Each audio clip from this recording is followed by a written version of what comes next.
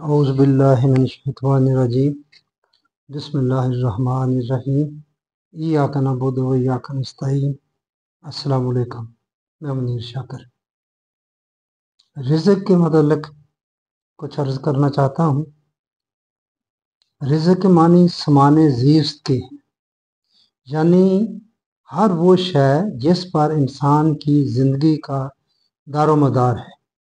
قرآن کریم میں اس کے لیے رزق کے علاوہ فضل اور معاش کے الفاظ بھی آئے ہیں، جس کو فضل بھی کہا گیا ہے اور معاش کے الفاظ بھی آئے۔ رزق کی کیفیت ہدایت کی سی ہے۔ ہدایت کیا مطلب ہے اس کا؟ رزق کی کیفیت یا رزق کی مثال ایسے ہی ہے جیسے کہ ہدایت کی ہے۔ ہدایت میں کیا ہے؟ کتاب ہدایت آ جاتی ہے بندے کے سامنے، پھر بندہ اپنی آنکھیں کھول کر عقل و بصیرت سے کام لے کر سوچ سمجھ کر دیکھ بھال کر اچھی طرح پھر اس کو قبول کرتا ہے، یعنی کہ پھر آگے کام بندے کا شروع ہو جاتا ہے۔ اللہ تعالیٰ ہدایت انبیاء کرام کو دیتا ہے کتاب کی صورت میں، وہ لوگوں کے پاس آتی ہے، پھر آگے لوگوں کا کام ہے اس کو قبول کرنا یا نہ کرنا۔ اسی طرح رزق کا معاملہ ہے کہ رزق اللہ تعالیٰ نے پیدا فرما دیا، اس کا بندوبست کر دیا، آگے جو معاملہ ہے وہ انسانوں کا۔ بہرحال یعنی رزق کی کیفیت ہدایت کی سی ہے، یعنی اللہ نے انسان کو پیدا کیا تو ساتھ ہی کہہ دیا کہ دنیا میں غلط اور صحیح راستے کو نمایاں طور پر الگ الگ کر کے دکھا دینا ہمارے ذمہ ہے۔ اس مقصد کے لیے اس نے اپنی طرف سے ضوابط ہدایت نازل کیے، لیکن اس کے ساتھ ہی یہ بھی کہہ دیا کہ دونوں راستوں کو متمیز کر کے، الگ الگ کر کے، تمیز کر کے، دونوں کی الگ الگ کر کے تمہارے سامنے رکھ دینا ہمارے ذمہ ہے، واضح کر کے دونوں راستوں کو۔ یہ تمہارے اختیار میں ہے کہ تم کون سا راستہ اپنے لیے منتخب کرنا چاہتے ہو۔ تمہارے اس انتخاب میں ہم دخل نہیں دیں گے، یعنی اللہ دخل اندازی نہیں دے گا جو بھی آپ راستہ اختیار کرنا چاہے۔ اس لیے میں عرض کرتا ہوں کہ اللہ بندے کے معاملات میں مداخلت نہیں کرتا، بالکل بندہ آزاد و خود مختار ہے اپنے کام کرنے میں۔ یہاں بہت لوگ ہم کہہ دیتے ہیں سب کچھ اللہ کرتا ہے، یا ایک روایت یہ بھی بیان کرتے ہیں کہ اللہ دو انگلیوں کے درمیان بندے کا دل ہے، اللہ تعالیٰ جس طرف چاہے اس کو پھیر دے۔ بالکل غلط بات ہے، بالکل غلط بات ہے۔ اللہ بالکل کچھ نہیں مداخلت کرتا۔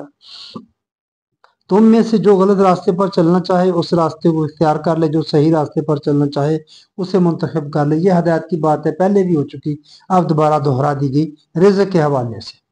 اسی طرح اللہ نے یہ کہہ دیا کہ ہم نے تمہیں دنیا میں بھیجا تو جس متاع و سامان پر تمہاری زیست کا دار و مدار ہے، زندگی کا دار و مدار ہے، اسے ہم نے پہلے ہی صفحۂ ارض پر مہیا کر دیا ہے۔ حرارت، روشنی، ہوا، پانی اور خوراک پر زندگی کا دار و مدار ہے۔ ان سب کو تمہاری پیدائش سے بھی پہلے پیدا کر دیا۔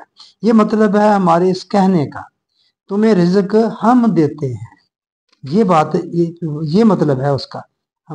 یہاں اللہ رزق کا ذمہ دار ہے، جیسا کہ یہ سورۃ ہود کی 6 نمبر آیت میں ہر ذی روح کا جو اللہ تعالیٰ کہتا ہے میں نے ذمہ داری لی ہے، تو اس کا یہ مطلب بنتا ہے تمہیں رزق ہم دیتے ہیں۔ لیکن جس طرح ہماری ہدایت سے مستفید ہونے کے لیے تمہیں غور و فکر کرنے کی ضرورت ہے، اسی طرح ہمارے مہیا کردہ سامان نشو و نما سے متمتع ہونے کے لیے، اس سے فائدہ اٹھانے کے لیے بھی تمہیں خود سعی و کاوش کرنا ہوگی۔ ہدایت کے لیے بھی انسان کو خود کاوش کرنا پڑتی ہے، خود اس نے کچھ کوشش کرنی، صحیح کرنی ہے۔ اسی طرح رزق کے لیے بھی خود کوشش کرنی ہے۔ اس کے لیے ہم نے کچھ قواعد و ضوابط مقرر کر دیے ہیں، یعنی کہ قوانین مقرر کر دی ہیں۔ جس طرح ہدایت کو حاصل کرنے کا قانون ہے، غور و فکر کرنا عقل دی ہے اس کے تحت، اسی طرح رزق کو حاصل کرنے کے بھی قوانین۔ جو لوگ ان کے مطابق کوشش کریں گے انہیں سامان زیست میسر آ جائے گا، جو ایسا نہیں کریں گے وہ اسے محروم رہ جائیں گے۔ بچے کی پیدائش کے ساتھ ہی اس کی ماں کی چھاتیوں سے دودھ کے چشمے پھوٹ بہتے ہیں، لیکن جو ماں بچے کو تنہا چھوڑ کر چلی جائے وہ بلک بلک کر بھوک سے مر جاتا ہے۔ اس کے حلق میں ہم دودھ کا قطرہ تک نہیں ٹپکاتے۔ اللہ تعالیٰ کو اس طرح اس بچے کے گلے میں، حلق میں دودھ نہیں ٹپکا، بندوبست کیا ہے माँ के ज़रिए। फिर हमारे इस इंतज़ाम की कैफियत ये है कि शुरू में बच्चे का हाजमा नाजुक और कमज़ोर होता है, तो माँ के दूध में दहनीत फैट की मकदार कम होती है और मायत यानी कि पानी की ज़्यादा, यानी दूध पतला होता है। जो बच्चे की उम्र के साथ उसका हाजमा तवाना होता जाता है, उसकी माँ का दूध उसी निस्बत से गाढ़ा होता चला जाता है, हत्ता कि जब बच्चे के दांत निकल आते हैं और इसका निज़ाम हजम दूसरी किस्म की ग़िज़ा हजम और जज़ब करने के काबिल हो जाता है, तो दूध के चश्मे खुश्क हो जाते हैं। अब बच्चे की खुराक के लिए इसके वालिदैन को खुद कोशिश करनी पड़ती है। ये तो अल्लाह के दिए हुए रिज़्क भोजन से मुतमत्ते होने की इनफरादी मिसाल है।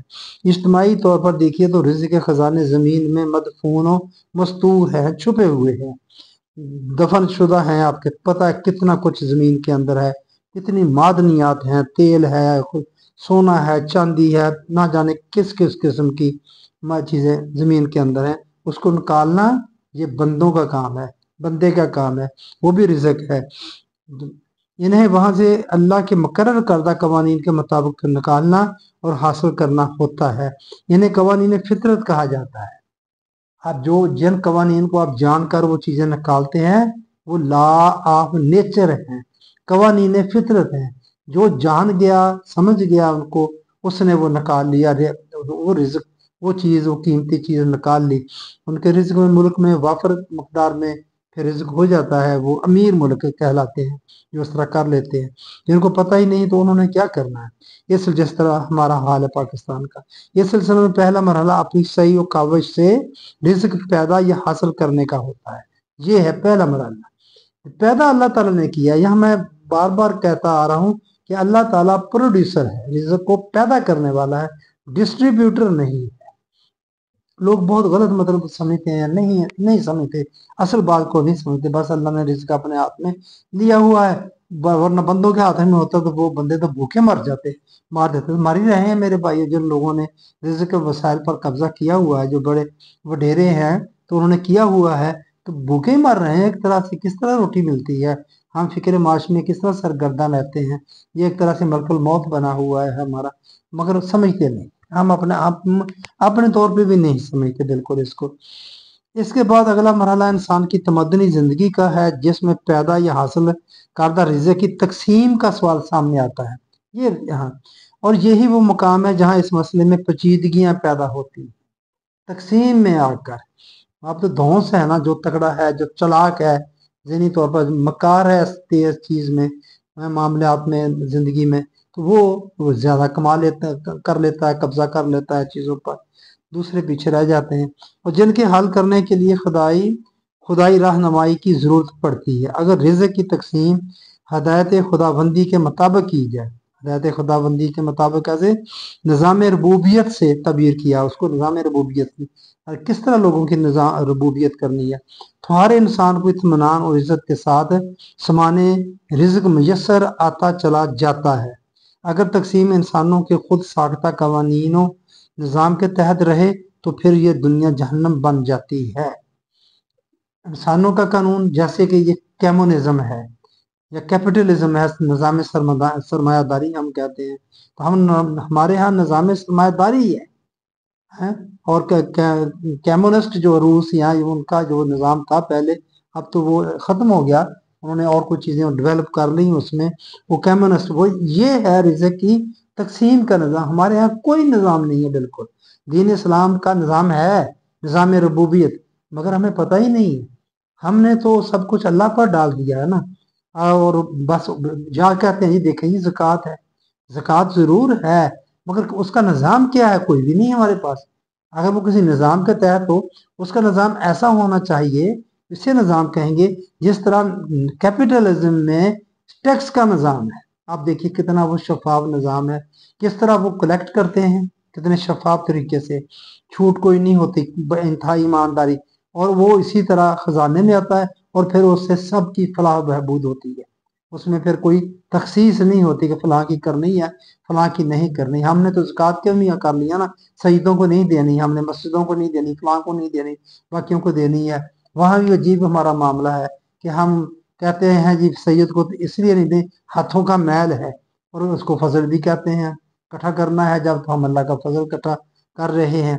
तो ये बड़ी अजीब सी बात है। बहरहाल मैं रिज़्क़ के हवाले से इतना ही अर्ज करना चाहता था, एक तो ये बताना चाहता था कि ये चीज़ क्या है, आगे ये पैदा अल्लाह ताला ने कर दिया है किस तरह ज़मीन से। ये तो मादनियात की भी मैंने बात की, बाकी फसलें जो पैदा होती हैं, गंदम पैदा होती है, कितना कुछ है, किस तरह बारिश का बंदोबस्त किया उसने, वो बरसती है ज़मीन पर, फिर वो ज़मीन जिंदा हो जाती है, उसमें आप कुछ बोए तो वो उगती है, किस तरह ये सारा बंदोबस्त अल्लाह का ही किया हुआ है। तकसीम आगे उसने अल्लाह ताला ने करनी है।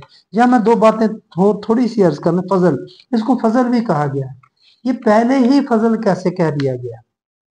एक माल दौलत बड़ी अहम चीज है, आगे बात आएगी उसकी। तो ये एक, अगर माल दौलत वो भी रिज़्क़ ही है, उसे वो रिज़्क़ की एक तरह से कुंजी है। आपके पास पैसे हैं, आप जो चाहे जिंदगी का सामान खरीद लें, जिस तरह का चाहे आप उसको खरीद लें, तो वो उसको आम तौर पर फजल बोलते हैं। ये पहले ही फजल कह दिया गया है। पहले हर चीज जो उसका इस्तेमाल है वो उसको काबिल फजल या काबिल गजब बनाती है, उसका इस्तेमाल। ये जहाँ फजल कहा गया है वहाँ मतलब ये है कि ये पहले ही डिसाइड कर दिया गया है, उसका इस्तेमाल पहले ही डिसाइड कर दिया गया है, तो फिर वो फजल बनेगा। कैसे डिसाइड कर दिया गया है? यसअलूना का माज़ा युनफिकून, ये पूछते हैं कितना खर्च करें, तो कुल लिल्लाह होगा, जो जरूरत जायद है वो दे दो। जब आप ये करेंगे तो फिर ये आपका कमाना, फिर ये रुपया पैसा जो दौलत मालो दौलत है, फिर ये बाइस फजल है, फिर ये फजल बनता है कि पहले ही इसका इस्तेमाल। क्या इस्तेमाल? सिर्फ आपने जरूरत पूरी करनी है, और जरूरत पूरी कर रही, बाकी आपने दे देना है। इसका निज़ाम होना चाहिए। और थोड़ी सा मैं ज़कात के हवाले से भी अर्ज कर दूं कि ये बंदों पर छोड़ दिया गया है कि कितनी ज़कात लेनी है। आपने मुल्क के हालात को देखना है, जितना हमारा पाकिस्तान देखें, फीकस आमदनी कितनी है, तो कितना लिया जाए लोगों से, ताकि अमूर हुकूमत भी चले और लोगों की फलाह बहबूद के लिए भी किया जाए, जो इतना नहीं कमा सकते, जो उनकी जिंदगी गुजारने के लिए काफी हो। तो फिर आप इस रेशो को, शरह को कम या ज्यादा कर सकते हैं, अगर आप समझते हैं कि जितना भी आपने करना है। इसलिए ये बात बड़ी नाजुक है। ये 2.5% जो हमने फिक्स किया हुआ है, ये इंतहाई गलत बात है। ये कम भी हो सकती है और ज्यादा भी हो सकती है। आप 2.5% से ज्यादा भी लोगों से ले सकते हैं, हालात को देखते हुए। मगर अगर ऊपर हुक्मरानी चोर डाकू बैठे हुए हो, तो फिर वहां क्या इस शरह का होना करना? अगर वो खुद ही सारा कुछ खा जाए अपनी यशी के लिए करें, ऐसे हालात में ये बात मतलब जचती नहीं है। वो एक ईमानदार अहल क़यादत ऊपर बैठी हुई हो, वो फैसला करे कि हमने ये करना। मैं तो कहता हूँ कि ये जो कुछ भी देते हैं हम लोगों से, ये हुकूमत जो भी टैक्स लेती है, ये सारा एक तरह से ज़कात है। मगर वो तो बेईमान है, बददियानत लोग हैं जो बैठे हुए हैं, वो उनकी अपनी अयाशियों में लगे हुए हैं। आपके सामने है सारा कुछ, देखें उनकी अपनी अयाशियाँ, उनका अपना रहन सहन देखें, आप उनके दौरे देखें, फिर उनकी गाड़ियां देखें, उनके प्रोटोकॉल देखें, तो गरीब भूखे मर रहे हैं। अपनी उनकी तनख्वाहें देखें कितने परसेंट बढ़ा लेते हैं, और जो छोटे लोग हैं वो खुद सोजियां कर रहे हैं, उन तनख्वाह के लिए पैसे नहीं है। ये बददियानती, इंतहा दर्जे की बददियानती, और इंतहा दर्जे के ये जालिम और खूनख्वार हैं। खूनख्वार जानवरों से भी बदतर लोग हैं ये, इनको जरा तरस नहीं आता। तो वहां बात मतलब ये ऐसे नहीं, अगर सही अहल क़यादत हो, ईमानदार क़यादत हो, देखे कि माशरे में, मुल्क में हमारा फीका आमदनी बंदे कितनी, उससे गुजारा नहीं होता, उम्रा कितने हैं, फिर ये मकदार बढ़ाई घटाई जा सकती है, कम भी किया जा सकता है, इसको ज्यादा भी किया जा सकता है। आप मेरी बात को समझ गए होंगे। कोई इस लिहाज से कि अमूर सल्तनत भी चले और लोगों की काम फलाह बहबूद का भी काम हो। हमने तो और भी जुल्म किया, जर पर ज़कात को लगा दिया, जो पैसे हैं उस पर ज़कात हमने काटनी है, बैंकों में जिस तरह कर दे। ये तो एक तरह से जर की जखीरा अंदोजी हो गई कि एक बाहर से वो रवायत डाल के हमने ये कर लिया कि ये माल दौलत के शरई वाजबा अदा करके आप माल दौलत इकट्ठा कर सकते हैं और मन मर्जी से खर्च कर सकते हैं। दोनों चीजें कुरान के खिलाफ हैं। ना आप जमा कर सकते हैं, ना मन मर्जी से खर्च कर सकते हैं। दोनों चीजें कुरान के खिलाफ है। लेकिन जो कि हमने वो रवायत डाल के ایک راستہ نکال لیا۔ روایت کا مطلب نبی اکرم صلی اللہ علیہ وآلہ وسلم کی طرف سے ایک فرمان کو، لیکن نبی اکرم صلی اللہ علیہ وآلہ وسلم نے کام کو خود کیا نہیں، اپنی زندگی میں آپ نے کام نہیں کیا، آپ نے زکوٰۃ دے کر بقیہ مال جمع نہیں کیا۔ تو اگر آپ نے نہیں کیا تو پھر ہم کیوں کرتے ہیں؟ قرآن پاک میں اسوہ حسنہ کی بات ہے نا کہ تمہاری زندگیاں گزارنے کے لیے نبی کی زندگی بہترین نمونہ ہے، مگر آپ نے تو ایسا نہیں کیا، پھر ہم کیوں کرتے ہیں ایسا؟ جو آج دیکھیں آپ، ہمارا مذہبی پیشوائیت جو ہے، محراب و منبر ہے جو، وہ اس پر ڈٹے ہوئے ہیں۔ اصل یہ جو مسخ شدہ دین ہے، تبدیل شدہ دین ہے، اس کو یہ مضبوط کرنے کے لیے، اس کی حفاظت کے لیے یہ ہیں، یہ علماء کرام جو ہیں۔ علماء کرام کیسے بنتے ہیں؟ یہ جو درس نظامی ہے، یہ درس نظامی کیوں ہے؟ یہ اسی جو تبدیل شدہ دین تھا اس کی حفاظت کے لیے اس کو بنایا گیا، دیا گیا ہے، تاکہ یہ مسخ شدہ جو دین ہے یہ مضبوط رہے۔ جو بڑے عرصے سے چلا آ رہا، دیکھتے ہیں کب یہ ختم ہوگا، وہ اس کی جگہ نیا دین سامنے آئے گا۔ نیا دین ضرور آئے گا سامنے، اصل دین، نیا دین سے مراد جو اصل دین ہے، جو قرآن سے ماخوذ ہے، وہ آئے گا انشاءاللہ۔ تو میں بس رزق کے بارے میں یہ بات کرنا چاہ رہا تھا، بات ذرا لمبی ہوگی۔ میں نے آپ کو بتا دیا کہ یہ جو جہاں فضل کہتا ہے قرآن، فضل سے پھر کیا مراد ہے؟ ابھی تو استعمال ہی نہیں ہوا، پہلے ہی فضل ہو گیا۔ یہ کیسے بات ہوئی کہ مال و دولت پہلے ہی فضل بن گئی؟ نہیں، وہ پھر فضل بنتی ہے اگر اس کے استعمال پہلے ڈیسائیڈ ہے، اس طرح اس نے استعمال ہونا ہے، تو پھر وہ باعث فضل ہوگی، ورنہ باعث غضب ہوگا اس کا استعمال جس طرح اگر غلط طریقے سے ہوگا۔ تو ہم یقیناً غلط طریقے سے کرتے ہیں، اگر جس جو بنایا ہے اس روایت کو سامنے لا کر ہم جو کرتے ہیں غلط کرتے ہیں، جمع غلط کرنا غلط، اور اس کو پھر اپنی من مرضی سے خرچ کرنا غلط۔ یہ سورہ ہود کی 85 نمبر آیت ہے، جہاں حضرت شعیب علیہ السلام کی قوم آپ سے کہتی ہے، اے شعیب تیری صلات بھی دیکھیں پھر کیا ہے، اس پر بھی غور کرنے کی بات ہے، کریں گے انشاءاللہ۔ تیری صلات یہ کہتی ہے اگر کہ ہم اپنے بتوں کی پوجا چھوڑ دیں، اور جو ہم محنت کمائی کرتے ہیں پسینے خون پسینہ بہا کر، تو اس کی کمائی کو ہم اپنی مرضی سے خرچ بھی نہیں کر سکتے۔ اگر ایسا ہے، اگر تیری صلات یہ ہے، اگر تو یہ کہتا ہے، پھر تو بڑا سیانا بندہ ہے۔ ہم کہتے ہیں نا مذاق، بھائی تو پھر بڑا سیانا بندہ۔ تو اس کو آپ کی قوم نے آپ کا اس طرح مذاق اڑایا، استہزاء اڑایا، کہا کہ پھر یہ تو نہیں، ہم تو وہی کرتے ہیں، اپنی من مرضی سے خرچ کرتے ہیں، جمع کرتے ہیں، سارا کچھ کرتے ہیں۔ یہ سورۃ ہود کی 85 نمبر غالب بنائے تھے، آپ جانتے ہوں گے، حضرت شعیب علیہ السلام کی قوم سے۔ وہاں صلات کا بھی پتہ چلتا ہے کہ صلات چیز کیا ہے، یہاں کیا یہ کیا صلات ہے؟ یہی بات ہوئی نا کہ یہ اگر تیری صلات یہ ہے، آگے بتایا انہوں نے، کہا جو آپ کی قوم کے منکر لوگ سے، کافر لوگ تھے، اگر یہ کہتی ہے تو کیا کہتی ہے صلات؟ کہ بتوں کی پوجا نہیں کرنی، ہاں جی، خواہش نفس کے پیچھے نہیں چلنا، اور جو خون پسینے سے کمائی کرنی ہے اس کو اپنی مرضی سے خرچ نہیں کرنا۔ یہ تو معاملہ ہی بڑا الٹ ہے، یہ تو دوسروں کے لیے ہوتی ہے، یہ دوسروں کے لیے آپ نے کرنا ہے۔ جب دوسروں کے لیے نظام بن جائے گا، دوسروں کے لیے کرنے، تو آپ بھی کسی زد میں آ جائیں گے، آپ بھی اس کا جزو ہونے کی وجہ سے آپ کا بھی بحالی ہو، آپ کو بھی سب کچھ ملے گا اس نظام کا، سسٹم کا جزو ہونے کی وجہ سے، جب ایسا معاملہ ہوگا۔ تو بس میرے بھائیو یہ بات کرنا تھی، رزق کے حوالے سے بھی ہوگی، اللہ تعالیٰ نے کیسے پیدا کیا، تقسیم بہت اہم ہے، اللہ ڈسٹریبیوٹر نہیں ہے، یہ ہم نے تقسیم کا نظام بنانا ہے، یقیناً اسلام میں ہوگا جو اب ہمارے سامنے نہیں ہے۔ ہم بوسی نظام سرمایہ داری کے تحت ہی یہ کام کر رہے ہیں، چل رہے ہیں، زیادہ سے زیادہ ہم اور ورد وظائف کی طرف لوگوں کو لگا دیتے ہیں۔ عشاء کی نماز کے بعد سورۃ واقعہ پڑھے تو آپ کا رزق میں اضافہ ہو جائے گا۔ ہم رزق فاقے جو ہیں یہ تھار والوں کو بتائیں جا کر جو بھوکے مر رہے ہیں، پڑھے عشاء کی نماز کے بعد جا کر تو سورۃ واقعہ ہوتے ہیں فاقے ختم۔ ہم اپنے فاقے ختم کرنے کے لیے یورپ جاتے ہیں، یورپ بھی کبھی فاقے تھے، اندھیرے تھے 1500-1600 عیسوی میں، اب جا کر وہ 200-250 سال پہلے جا کر وہ اتنے امیر ہوئے ہوئے، وہاں جا کر ہم اپنے فاقے ختم کرتے ہیں۔ تو بس میرے بھائیوں فی الحال اتنی بات کرنی تھی، آگے انشاءاللہ پھر بات چلتی رہے گی، کروں گا رزق کے حوالے سے انشاءاللہ آگے۔